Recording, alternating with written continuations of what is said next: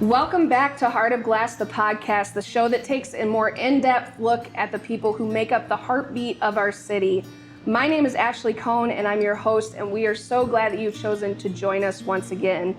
We are here at Toledo Spirits. They are one of our sponsors. And if you haven't had a chance yet to try their Heart of Glass vodka, make sure you do that. It is absolutely delicious, as well as come in and check out their summer menu that they just recently dropped. All the drinks are absolutely wonderful. Today's guest is the Emmy Award-winning producer and host of One Nosh and One Tank Travel on Buckeye Community Arts Network, also known as BCAN for short. He's also an aspiring voice actor, a freelance videographer and editor under the LLC Maple Street Media. He's a Scorpio, a crossbreed child of the 80s and 90s, a Notre Dame football fan, a homeowner, a doggy daddy to Boomer and Cooper, and someone who's always up for adventure, challenge, and ways in which to grow as a human being. I can't wait to get below the surface with this guy today. So Glass City humans, I give you Mr. Tim McMahon. Tim, thank you so much for being here. Thank you for having me, Ashley. Absolutely. I forgot that I threw that in there, You homeowner. did, Like you the did. little details. Like, You know what though, that's a big deal. It is, Being a yeah. homeowner is a big deal. I mean, I guess technically I'm paying my mortgage to the bank, so I don't really own it, but... Well, still, yeah, if your name is technically on it. Yeah. Well, Someday I'll pay it off. I'm so glad that you agreed to do this. I know that we kind of connected in passing when we were both at the Toledo Animal Rescue event here, but I'd actually crossed paths with you years ago because BCAN interviewed a band that I was in. Yeah, years ago, my band was playing at Table 44 and you were there, so it's totally okay that you don't remember because it really was years ago. This is a first surprise you're throwing on me, a first of many, I assume.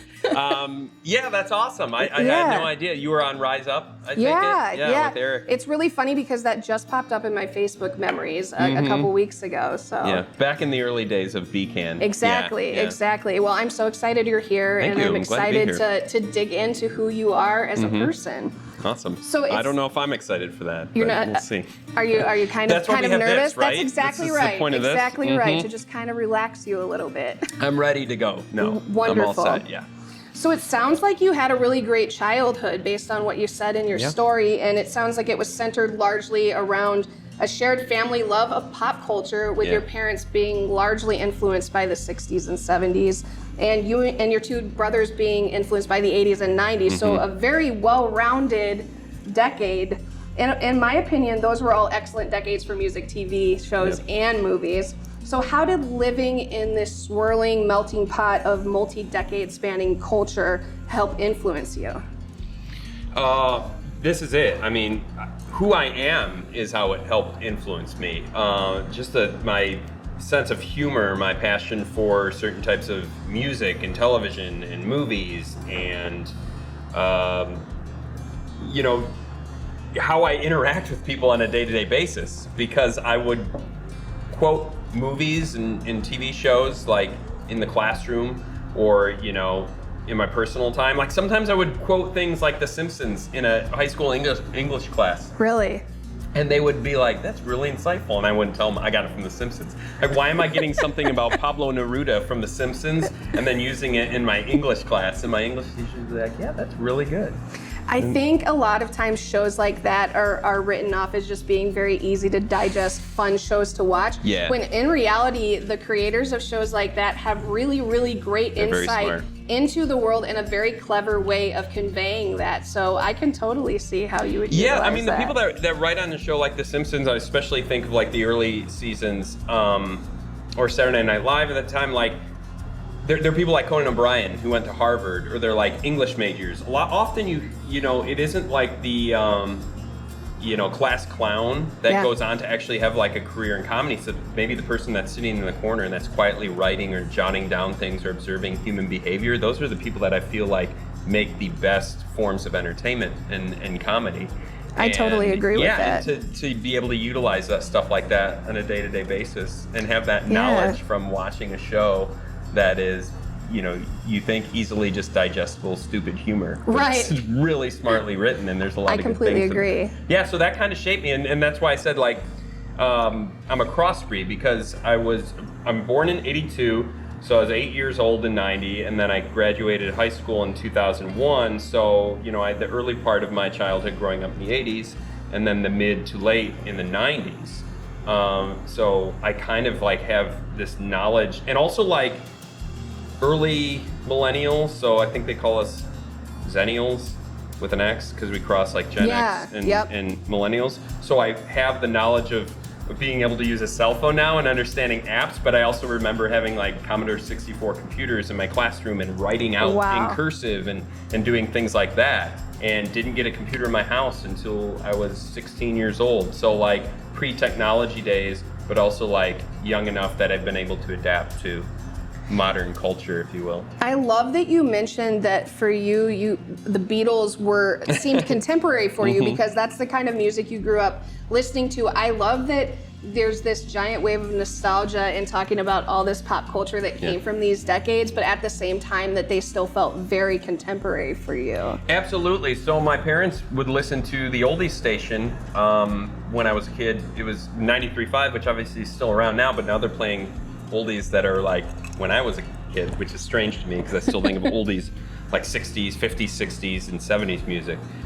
Which is a great, I'm going to give them a free plug right now, a great station out of Springfield High School, student-run station, 97.7, that plays that era of music still. And I listen to that in my car, and I listen to it on apps. But yeah, that's the music my parents would, listen to when they were teenagers and in their 20s.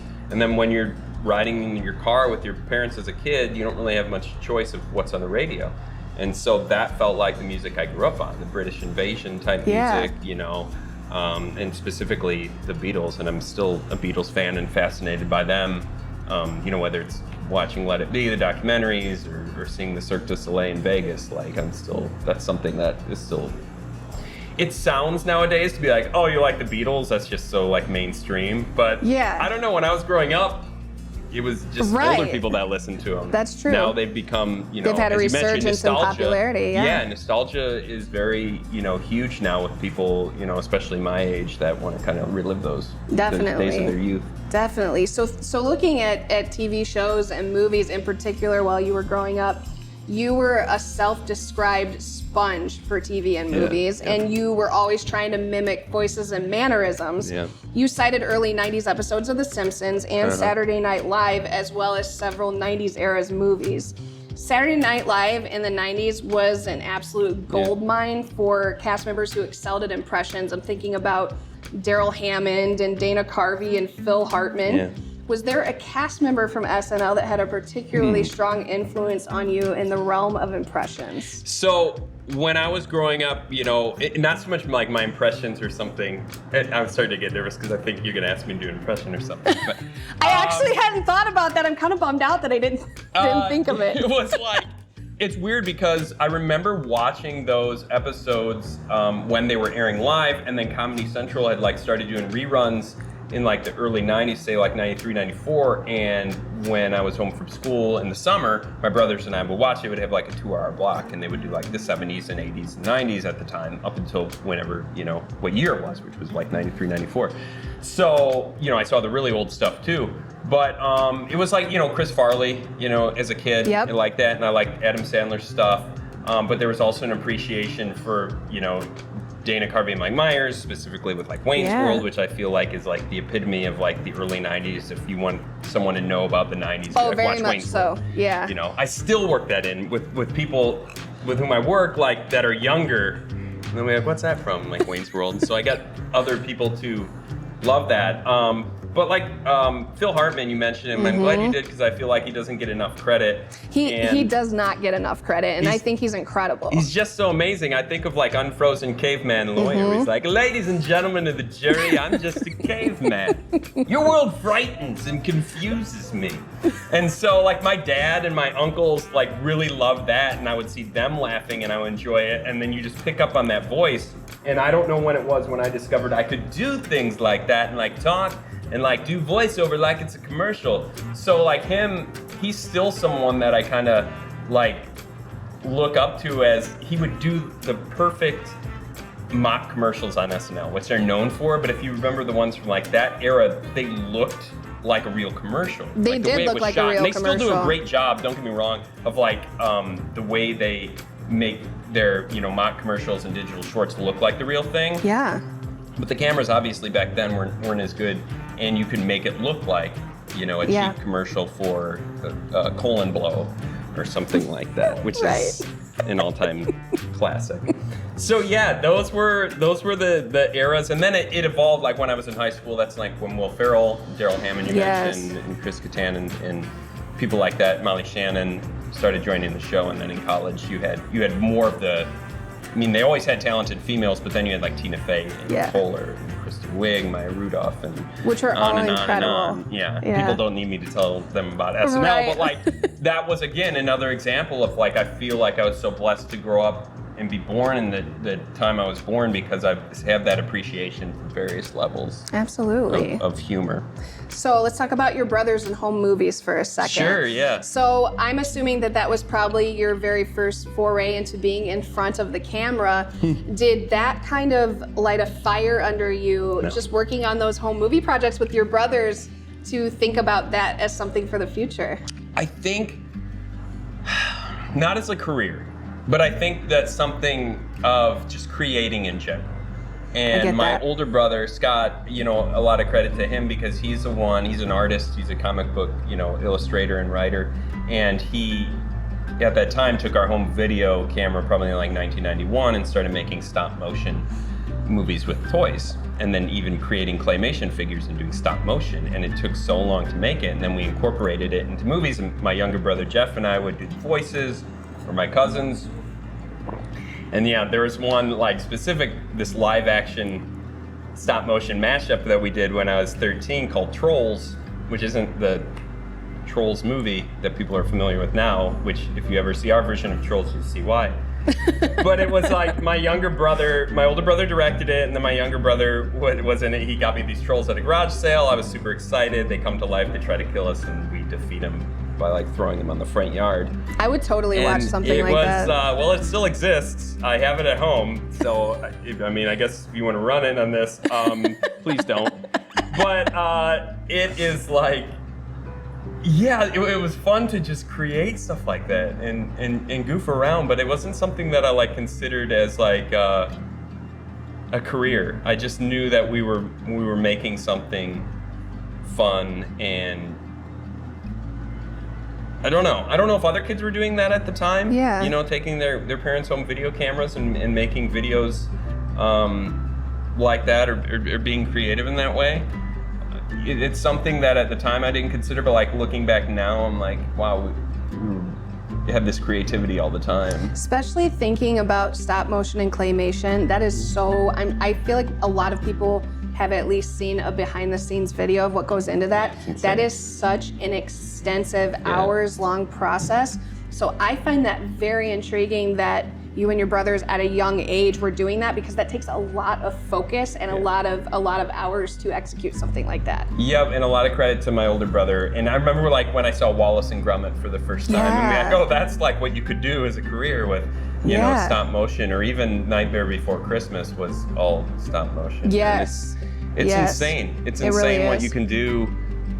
Again, we didn't have computers at the time too, so there's no editing. We're shooting it live, and if something messes up, you have to rewind, hopefully catch it, and then redo it, and we're just doing the voices off camera. Wow. We're not editing it in post or adding voiceover or anything. We're just doing it there. Me with my little lisp and adding like this little character in there.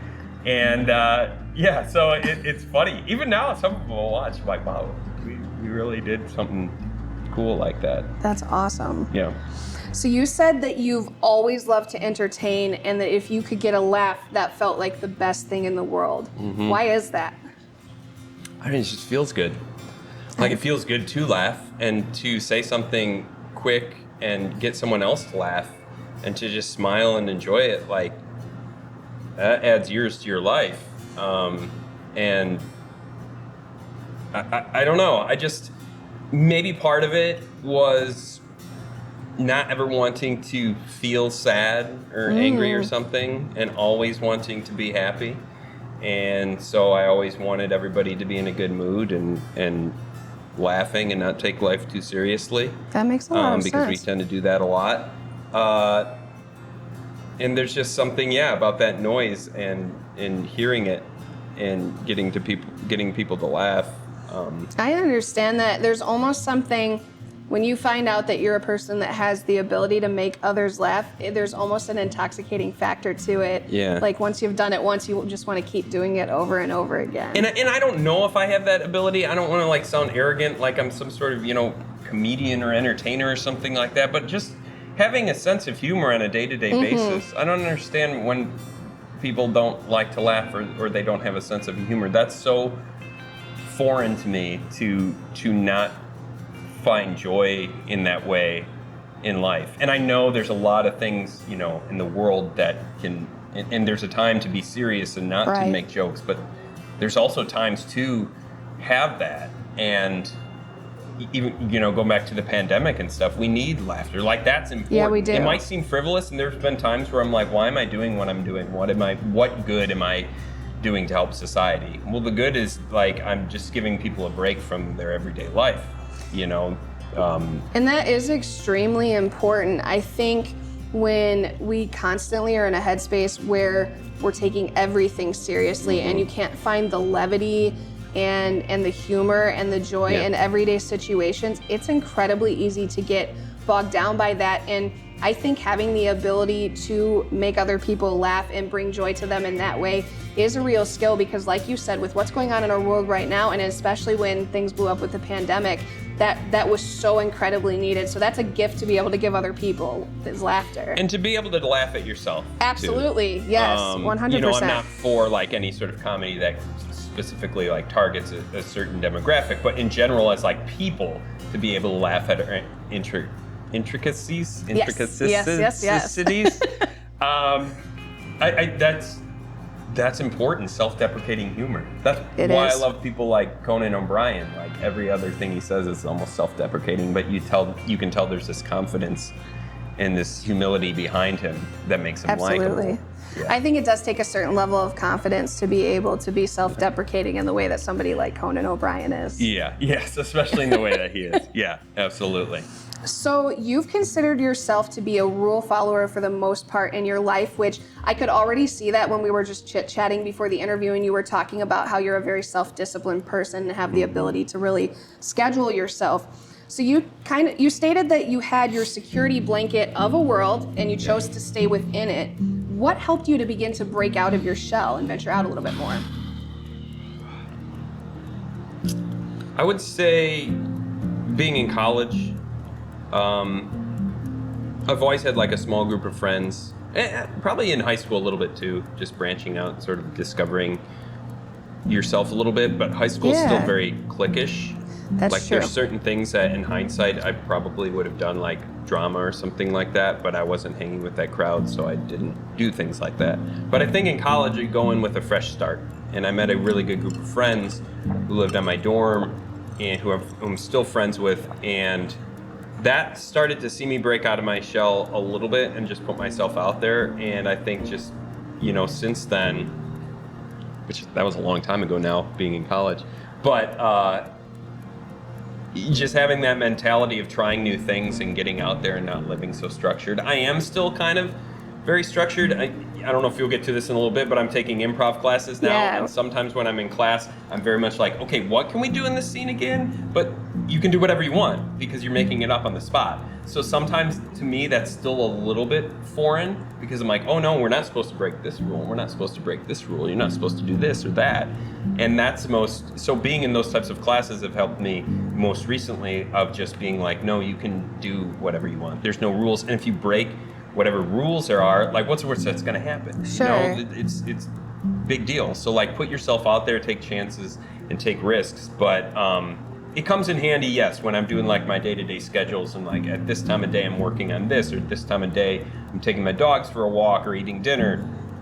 I have a set bedtime that I always do. My phone goes into sleep mode and I sleep, and I feel like that's been so important to me too, to not be like some night owl that stays up till 3 and gets up at 6. Like I have structure and I always construct my day. I think that makes you a very well-rounded person, though. Well, thank you. Absolutely. I appreciate it. Well, because to have a lot Having of people... Having a drink at 3 o'clock on a Monday. is that kind of sometimes you break outside the of the rules realm a for little you? bit. Yeah. Right. Why not? Well, I think a lot of people tend to struggle, especially when they're kind of setting their own schedule to a certain extent, struggle with the self-discipline aspect of it when you don't have a boss or someone else kind of standing over you, setting what the course of your day looks like. Having that self-discipline is really great for being able to keep yourself motivated and moving forward. But with the experience that you gained in college, with being able to loosen up a little bit and realize that it's okay to step outside of that norm, I see that as making you a very well-rounded person, because you can do that while still maintaining that sense of schedule and that sense of self-discipline. Thank you. Absolutely. Now, just to spin it on you a little bit, do you consider yourself like someone who's very structured or kind of all over the place? I am a little bit of both. I would say if you asked me that even 5 years ago, I would tell you my self-discipline was not there at all, but I've worked a couple jobs remotely that kind of forced me to step outside of that. So where for you, it's very natural to be very scheduled and regimented, I'm kind of the polar opposite and have had to learn to be that way a little bit more. But working with deadlines, even doing this podcast specifically, I've learned how important it is to keep yourself on a schedule with things. Otherwise, things fall behind and then you feel frantic and it's not good for you. So and not that you need like a reward at the end of hard work, because the work in and of itself is the reward. Absolutely. But you become more structured, like you're shooting these probably once a week and then turning them around, and then that feeling of like getting it out there. It's such a good feeling of doing it. And Absolutely. And that's kind of like what you have to focus on. Like tomorrow, like who do I want to be tomorrow is based on what I put into today. And that kind of keeps me going. Honestly, Tim, I feel like this podcast specifically has helped me grow in that manner, because like you were saying, we have a specific day that we release episodes, which means prior to that, so many things have to happen leading up to that. And while all-nighters can happen, one, that's not healthy, and two, I feel like the work that's put out isn't quite as high a quality as it could be. And then thinking about social media and figuring out how to schedule and post to be able to engage with people and preparing interviews, I feel like that has caused me to have to become more so. Yeah, that's a good thing. And you'll have days where, like I'll have days where I'm cramming for a deadline. It's going to happen. Just like you're going to have bad days in life. It's just part of living. You're going to have days where you eat really bad, and that's okay, and like don't be hard on yourself. But if you overall are, living and growing every single day and becoming better and trying new things, I think that's beneficial. I love that you said the work is the reward, because I couldn't possibly agree with you more. I think putting in all of that hard work and then putting all that work out there and seeing the end result is very rewarding, but I feel like the work leading up to it is almost the reward in and of itself. Because you're going to hit, and I'll give credit to my, I have a life coach who I work with at, the name of the company is We Embark. I'm giving a lot of plugs today because I like a lot of things here locally. But that's wonderful. He's a good friend, and I work with him, and that's where I learned a lot of that mindset, is that idea of, you think of the mountaintop and you climb up there and you get up there. That is only a fleeting moment of like happiness and success, but like that satisfaction of climbing that every day is the goal. So you mentioned like in my intro that I'm an Emmy winner, which thank you, because that would be with my title the rest of my life. You always remember. Maybe someday Oscar winner. I don't know. We'll see. Maybe I could be an EGOT. That would be incredible. That is something that when I won that in 2021, and I remember the next day I was kind of like, almost like this little bit of depression of like, you're working towards this moment, you get it, there's this extreme joy and this like dopamine hit that night when you win it, and then it's like, okay, now what? And that's because the work that I put in every day and appreciating it every day is, again, the reward. That's where the satisfaction and the happiness of life comes from. Absolutely. That joy is just a fleeting moment when you hit it, and you can't sustain that.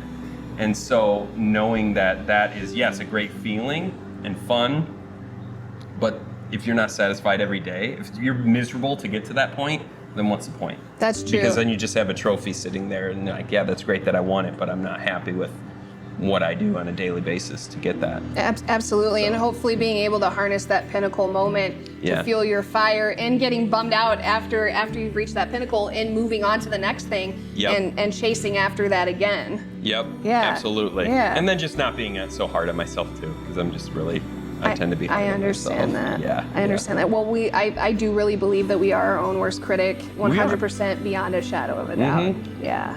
So let's talk about your foray into the entertainment industry. Sure. Can you tell me about your journey from radio to TV? A lot of bumps, like 14 years. It's an interesting one. This is where, I was thinking about this the other day. I don't know if I've ever gotten a job where I didn't know someone. I don't know if I've ever cold gotten a job with nothing. Okay. Maybe one or two.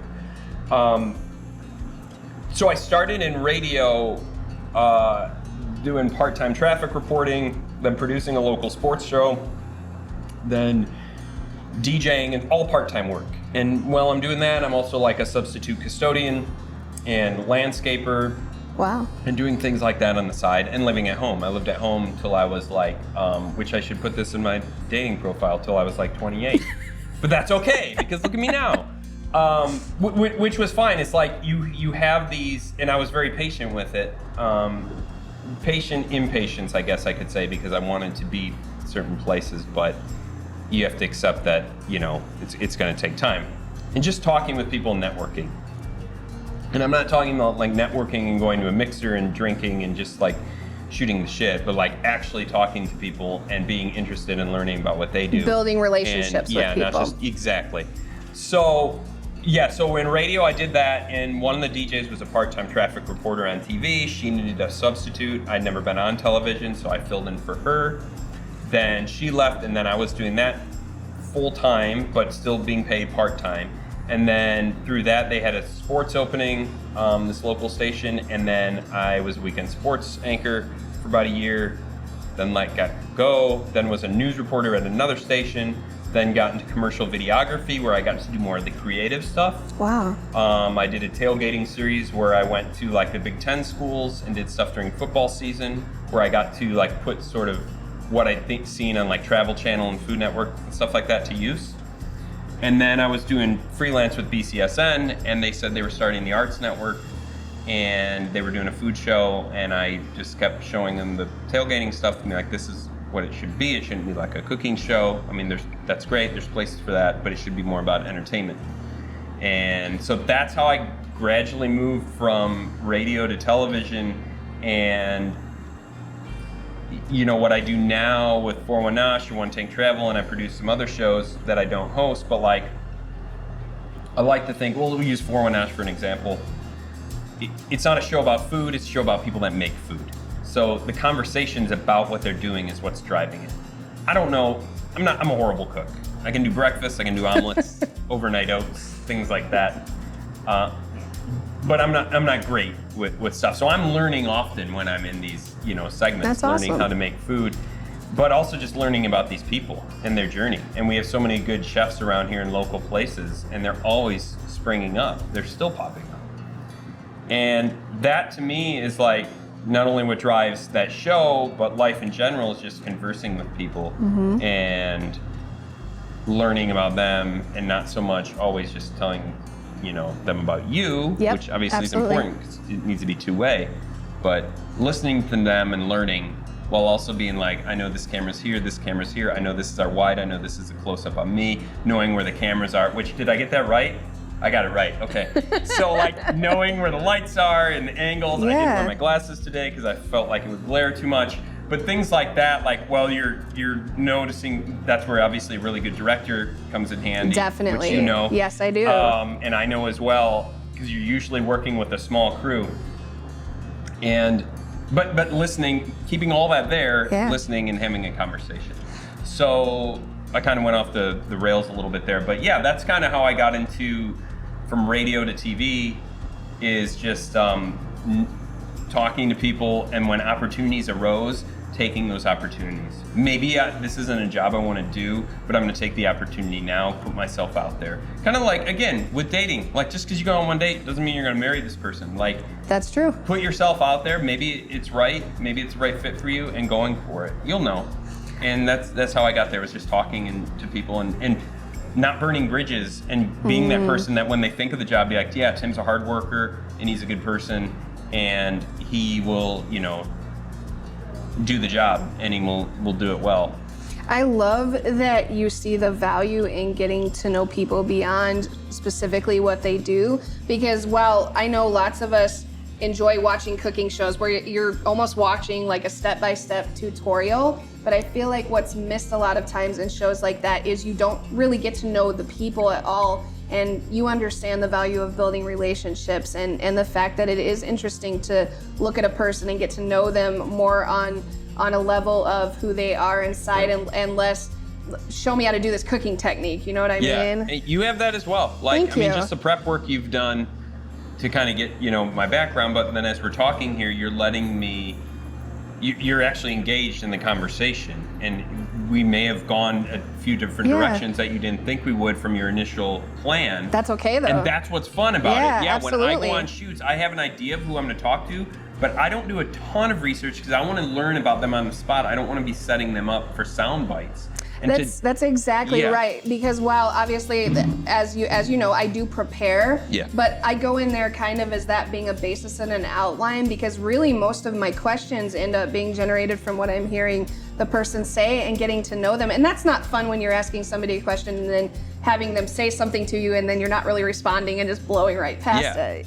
And that's improv right there. You're listening to what I'm saying and you're responding to it. You're not trying to force what you want to say or steer things in a different direction. Right. You're listening to what I'm saying and responding from what I'm saying and coming up with other questions, and then it's more natural.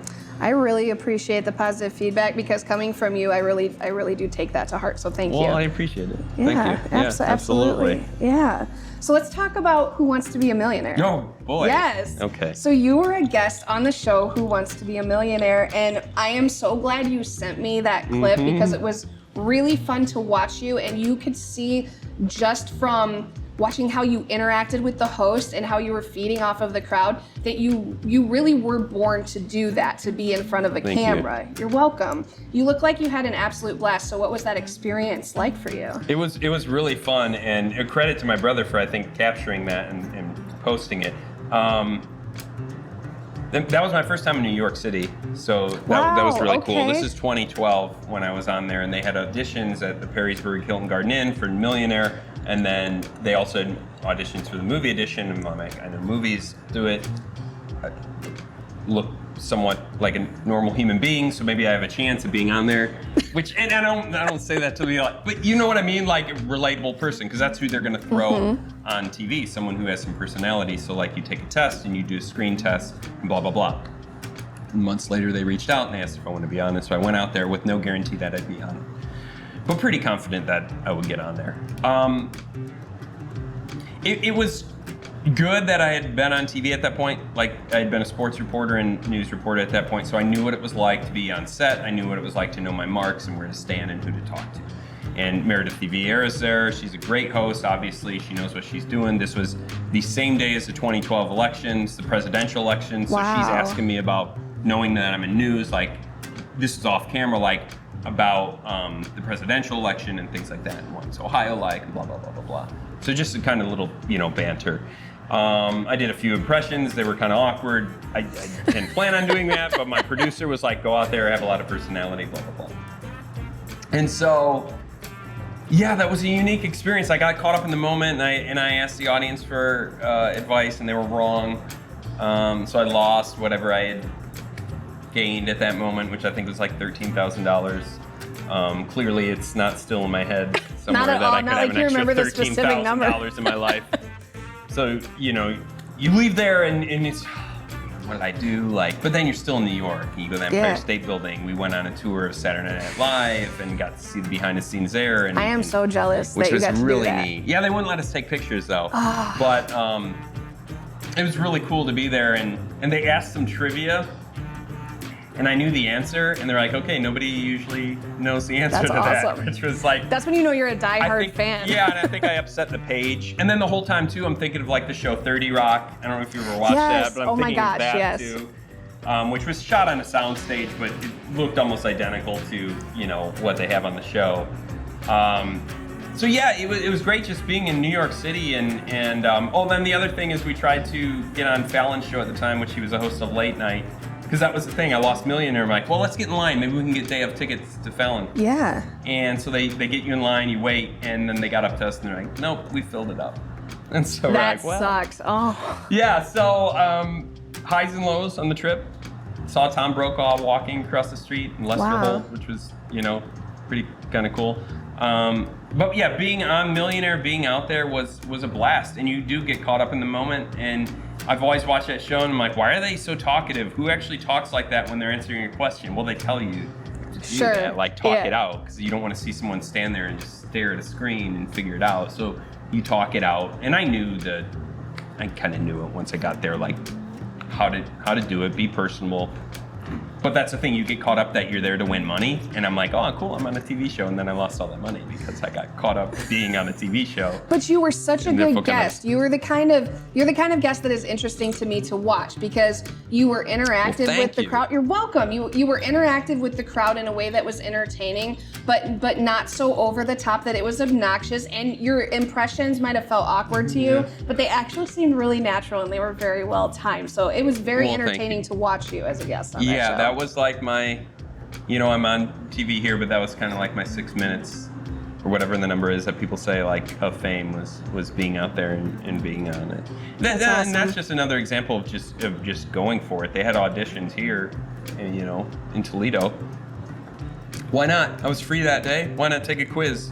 That's right. Could right. win $1 million. So That's awesome. really neat. Enjoyed it. It's kind of one of those fun facts about me that I usually put in everything, like I'm this so glad you situation. did. I'm so glad I you was did. like, oh yeah, I was a millionaire. Here's a video. Take a look. Yeah. So I know. after Millionaire, as you mentioned, you began pursuing more creative forms of videography Yeah. and hosting, which ultimately led you to BCAN. And how has your role at BCAN helped to further foster your creativity? That's a good question.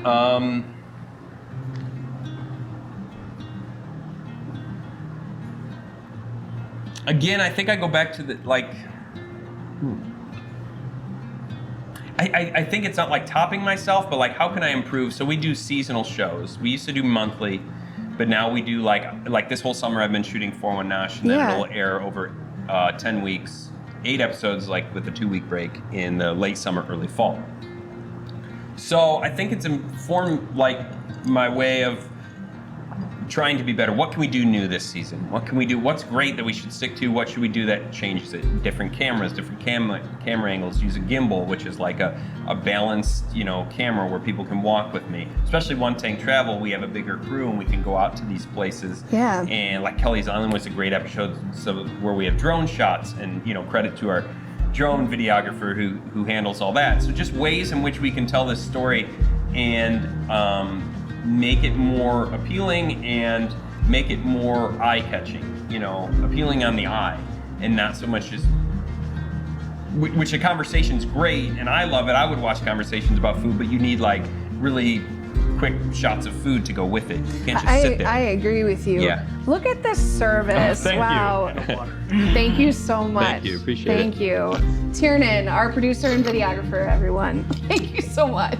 I'm glad he came in here because Yeah, he deserves almost a round most of applause. definitely. But I get that because Yeah. food, we eat food with our eyes first. Yeah. And so I feel like to have a conversation about food is one thing and would obviously be interesting, but because we eat with our eyes first, I feel like if you don't have that visual component, you would be missing out on a key piece of that. I thought he said those were both waters. That was a big gulp. Were you expecting? Yes, that's okay. I'm not complaining. I'm really loose now. Yes.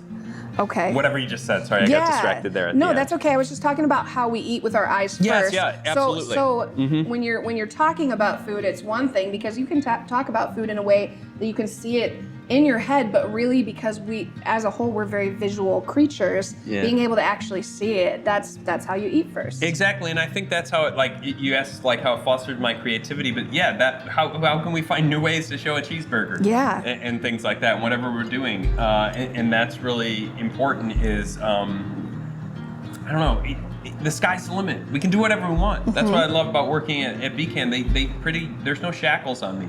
That's awesome. Because they trust me, given my track record of shows and things that I've done. So rarely am I like, no, you can't do that. Rarely will they say you can't do that. Now there might be certain things that are promotional things that you'll shoot, which is fine. I like doing that stuff too. But like hey, what do you got planned this week? This is what I'm doing. This is where I'm going. They're like, sweet, that sounds good. Let's go for it. Maybe they'll be like, hey, check out this place. I ate there for dinner the other night. That's the other thing too, why it's good, is like you go on these sort of work research. Yeah. Where you go to, I need to go to this restaurant and try it out. And then you get there and you're like, okay, this is great. Talk to the chef, talk to the owner, tell them what I do. And they're like, yeah, come back. And I come back with my cameras and we shoot it. That's really delicious research. That's awesome. It is. And there are times, obviously, everything we shoot, because I edit the show too, for the most part, I do everything. Wow, okay. Sometimes I'll have someone else help me, but rarely is that the case. Usually we have a director. When I'm not on camera, odds are I'm behind one of the cameras too, shooting it too. So being like multifaceted and knowing a little bit about the whole production and being able to do it, I guess I'm kind of like a jack of all trades, a master of none, which can sometimes bite me, but like for the most part, having that knowledge of a whole production of shooting it, well, for one, doing the producing and figuring out where we're going to go, shooting it, being the host, doing the interview, and then editing it, it's nice to have my hands in everything. I would imagine that makes you a wonderful person to work with because you have appreciation. You'd have to ask people I work with, but yeah. Well, because you are multifaceted in it and you understand what it's like to be behind the scenes and the literal hours of work that go into that, I feel like that kind of gives you a unique perspective going into it, and you probably do display a lot of respect to those around you because you understand the level of work that it takes. I would hope so, and my director is also one of my closest friends, and she would probably agree with that for the most part, but there are some times I'm like, do this shot, do that shot. She's like, I got it. Just trust me that I got this shot. Can be a little controlling sometimes. I'm working on that. But that's all part of like being part of everything on the shoot, is sometimes you got to take a step back and trust the people that are behind the scenes and what they're doing. But yeah, I would hope that they would, say that and say that I'm easy to work with, that I have, this interest in everything. I mean, we're still doing the same people that I work with, so I think that's a good thing. That's wonderful. There are times where I'm sitting at home all week just editing. We're not going out on shoots, and it can be like draining. And then you're thinking, well, this is what I do for a living. Like, shut up. Right. Enjoy it. Right. Like, it's great to find new challenges, and I'm always growing, always trying to learn. I don't know if I want to be on TV eating food the rest of my life, just because that will probably take its toll at some point. Sure. But right now it's a pretty cool gig. And usually when I tell people what I do, they're like, really? That's what you do? And I'm like, yeah. And they're like, wow, that is pretty cool. I'm like, yeah, it's pretty neat. If you would have, as a young man, as a child, been able to look forward and see that this is what you would be doing for a living now, what kind of excitement would that have given you, knowing that this was going to be your trajectory? As a husky kid too, that loved food, yeah, that was me. I would have loved that. Like, I can eat food for a living? Like, that was, I loved to eat as a kid. And I loved, again, to try and get people to laugh. Like, for sure, that's exactly what I would think. I wouldn't believe how I would get there. But yeah, I would be really excited if this was like where I ended up. Sometimes we focus, and I'm going back into kind of like what I've learned from life coaches, is like the how and the why. Mm-hmm. And we talked about this a little before we went on camera, but like, why are you doing what you want to do? Why are you pursuing it? If someone tells you this is how to do it, and these are the steps you'll take, and the ups and downs and back and forth, you might be like, that's not worth it. Right. But if you just focus on the why am I doing this? And don't worry about the how, don't worry about who else is out there doing the same thing as you, or like pursuing the same, like anytime you apply for a job, there's numerous people that are out there. And I do realize, like, there's some privilege with who I am. I'm a white male, so there's probably been some advantages in my life that I didn't know about. So I realize that there are those aspects, but like putting in that hard work and focusing on that why, and just trying to be a good person and personal person, that's all you can do. And if you keep doing that, I feel like life will lead you to good things. I agree with that. Yeah. Well, let's talk about another area. We're not going to end on that soundbite? That was a good soundbite. It was a great soundbite. In fact, it might be part of the trailer. We'll see. Okay, we'll see.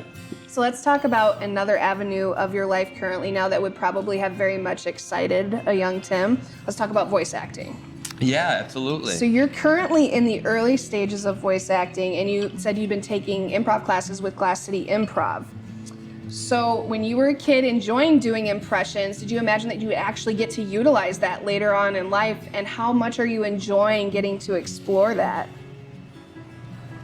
I'm really enjoying it because as a kid, that's something I'd like, but as we alluded to earlier, kind of like with the love life thing, but ties into the career, is I wouldn't pursue things because I feared failure. I get feared that. rejection. You know, as a kid watching, you know, television shows like Saturday Night Live and thinking like that would be fun to do that, but not even knowing how people do those things. What was the question again? Like as a kid? Sorry, I'm on my second drink here. No, you're good. Okay. You're good. I got you. You're totally good. So when you were a kid and you were enjoying doing impressions, did the idea ever even cross your mind that could one day be something that you could do? And I can tell that you're enjoying it now. And I know that was a quarantine effort that you started. Yeah. So I know that quarantine was obviously hard on everybody, but do you view it as the time that you were able to spend doing that as being really valuable for looking forward in the future? To try and have that personal growth and try different things. No, like as a kid, no, I didn't think like that I would do something like that. Look, I take improv classes at GCI. I'm not like a professional improver. I'm still like very much a student learning. There's so many people in that program that are, well, not program, but like anybody that takes a class and the instructors that are so amazing and that I'm learning from are awesome. And I don't even consider that as a potential career. I'm just doing it for fun. And I feel like it can help my, you know, TV hosting or voice acting career in any way possible. And if I continue to grow with it and try new things, absolutely, like that's icing on the cake. To be able to do that and be on a stage, which I've never done theater, never done anything like that. Like being in front of a camera is easy. Being in front of a live audience, whenever I've ever had to judge or MC things, that's nerve-wracking to me. So why is that? What's the difference for you with that? Maybe again, like a fear of failure, fear of I don't know where it comes from, but I like it. Like I feel like if I'm nervous, I'm in the right spot, then I should be pursuing this. If it gets to a point where I'm not nervous before I go on stage or before I go on, you know, do whatever, then I should do something else. I understand that from a musician's standpoint, because I feel like if you get to a point where you have zero nervousness whatsoever, it's maybe time to reevaluate some things. Exactly. That should always be there. That's part of the excitement. So what's funny, you mentioned a musician, like I bought an acoustic guitar during quarantine. Like, I'll learn how to do this. I did it for a month. I haven't picked it up in a year. Like stuff's in my dining room, but it looks cool. But you can always come back to it someday if you want to. So like that and voice acting were two things. I'm like, okay, this talking and doing creative voices, we'll go that path. That's a little easier than learning chords.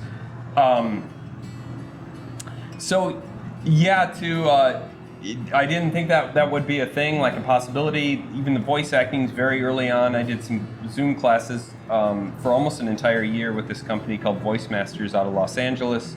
They helped me make my demo. I have my demo, and then that's something that I want to like pursue. I'm not saying I would leave what I'm doing now, but that's something you can do from your home. Absolutely. And as a kid, you know, watching cartoons and stuff like that, to be able to possibly do something like that one day down the line and be the voice of something that then some other little kid will see is really cool. And there's so many possibilities because there's Netflix, Amazon Prime, HBO Max, Hulu. Like there's so many opportunities. And yeah, like the bigger movies will get the big celebrities, but there's a lot of working voice actors that do the little voice in video games too. You got to do voiceovers for video games too. So, you know, as a kid who watched, you know, Disney movies, I grew up in like that second golden age of Disney movies, which was Little Mermaid, Beauty and the Beast, Aladdin, Lion King. I mean, those were like the major four, and then there was Hercules and Mulan and things like that, and Tarzan. But like those were like the major four at the time, especially Aladdin with Robin Williams as a genie. Oh my gosh, definitely. Yeah. Yes. Which did karaoke recently, and I did. I don't know the name of the Friend Like Me? Friend Like Me. Yes. I did that. It's great. And I hadn't sung that in a long time since I was a kid. And I'm like, wow, I still remember all the words. But those things were inspirations, like when you're a kid and you're like, oh, that would be cool, like to do something like that. So to be able to try and pursue that now as something, again, I'm not a professional. I'm learning just like everyone else, just like improv. I'm out there and putting myself out there I don't want to be like the voice for those types of forms of entertainment. But I think it's good that someone like me, who, yeah, I'm on TV, but I'm just a normal everyday person, and I get nervous too. And when I tell people like about improv and they're like, I couldn't do it, I'm like, but you could. Anybody can do it. You just got to put yourself out there and believe in yourself. Like, I feel like we get caught up too often of like, this is how I am, this is who I am. Well, you're only that way because you accept that's who you are. That's because true. Maybe when you were a kid, you developed that mold of who you are and what life should be, but you can change who you are at any single time. That's true. You can, anxiety comes from a thought and what you're thinking about. Definitely. I think we have a tendency to want to pigeonhole ourselves. Yeah. I think part of that lies in everybody wants to identify as a specific way, but I think in doing that sometimes and in pigeonholing that we end up limiting ourselves and limiting who we can be as absolutely. people. For sure. So over the last few years, you've been looking inward and attempting to figure out who you are on a deeper level, which I feel like it is very evident throughout the course of our conversation. You also said that at times you felt alone and misunderstood even when you were by yourself. Can you elaborate a little bit on that?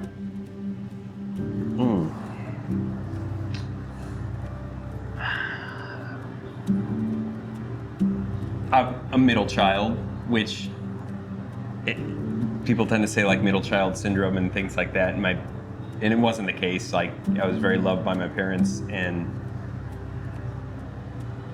I think I was always trying to fit in to molds, predetermined molds in my life.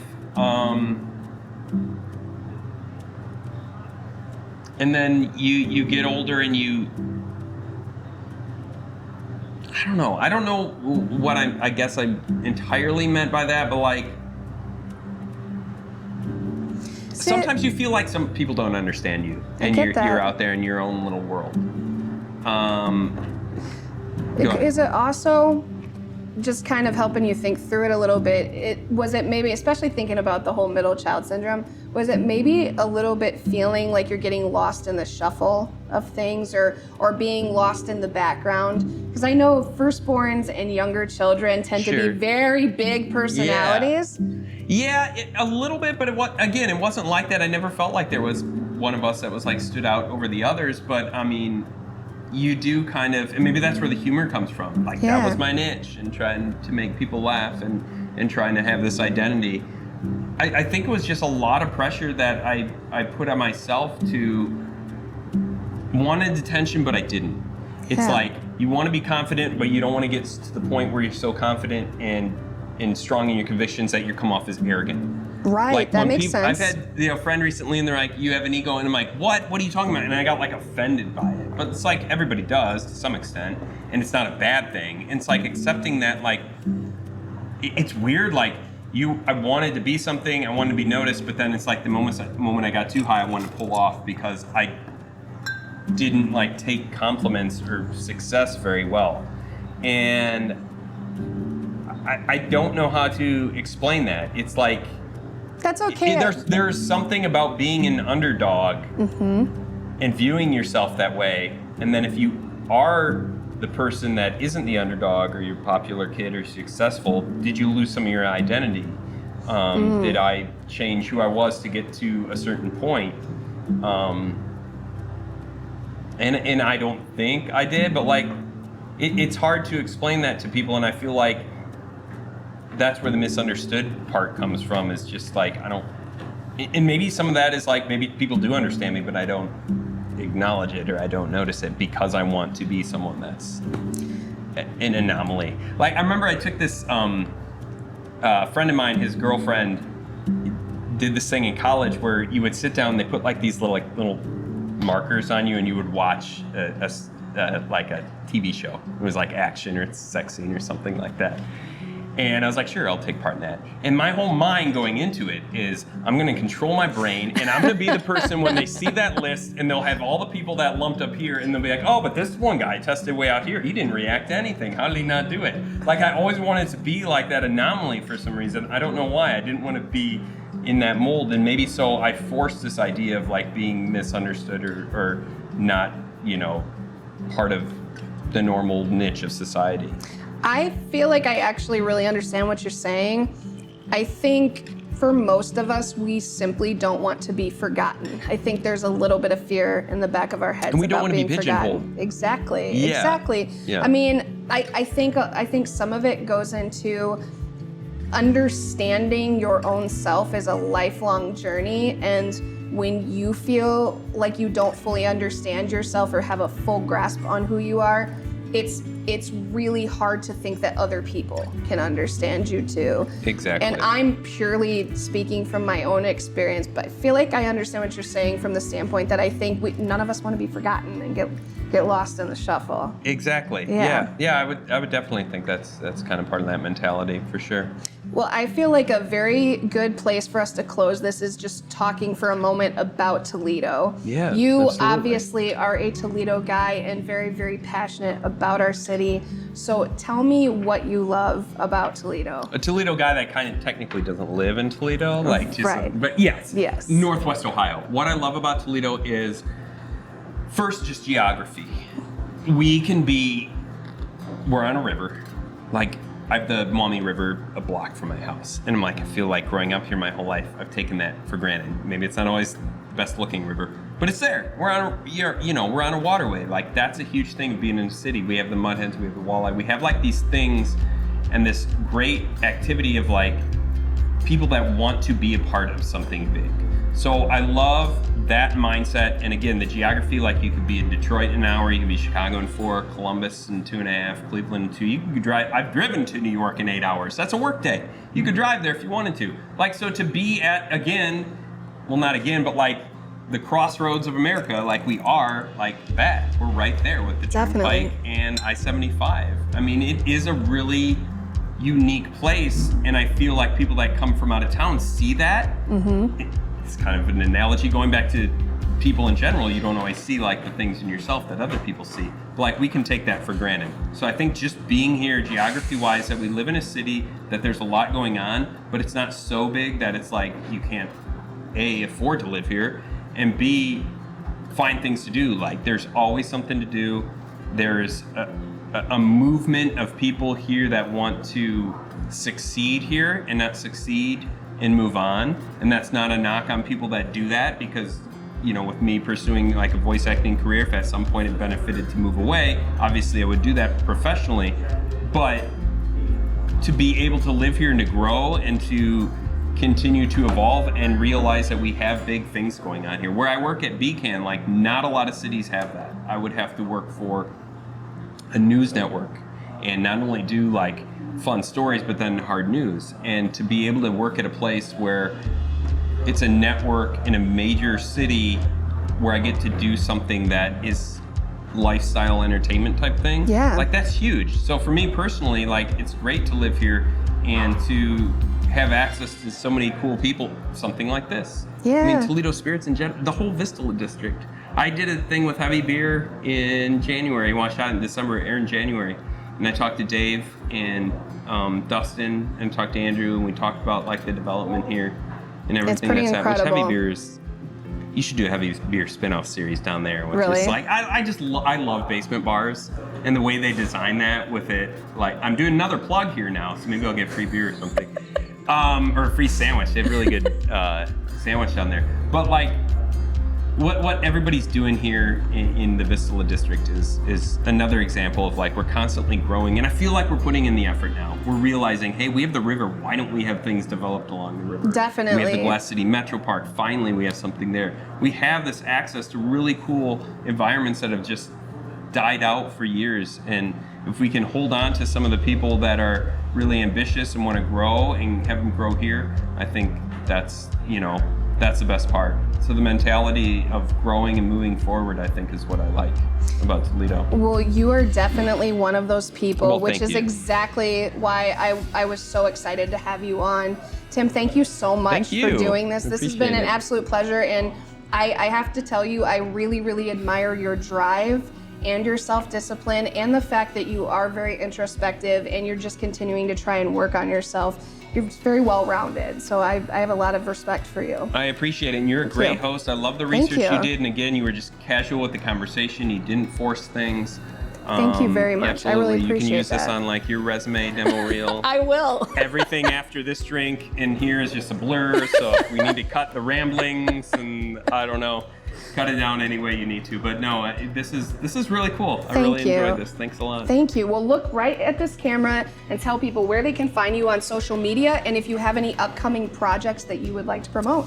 Okay, you can find what I do on the BCAN, BCAN, BCAN, on channel 609 HD on Buckeye Broadband. One Nosh is a show that I host on there, One Tank Travel as well. We also have a lot of other great shows like Abstract with Ali Ray, What's Happening Toledo, Trending Toledo, Rise Up, a lot of good things on there. So you can find it on Buckeye Broadband, channel 109, 609 HD. You can also find us on our YouTube page, BCAN Arts, Instagram, Facebook, and then I also have a separate Instagram called Table 4 Tim with the number. You can find my stuff on there as far as BCAN concerned. And we have a new season that's starting in August and it'll wrap in October, where we're going to a lot of cool local places in Toledo and Northwest Ohio and the surrounding areas. A lot of good stuff, so check that out starting August 21st. Well, to all of you who are listening and watching today, thank you so much for tuning in with us. If you aren't already following us on social media, you can find us on both Instagram and Facebook at Heart of Glass the Pod.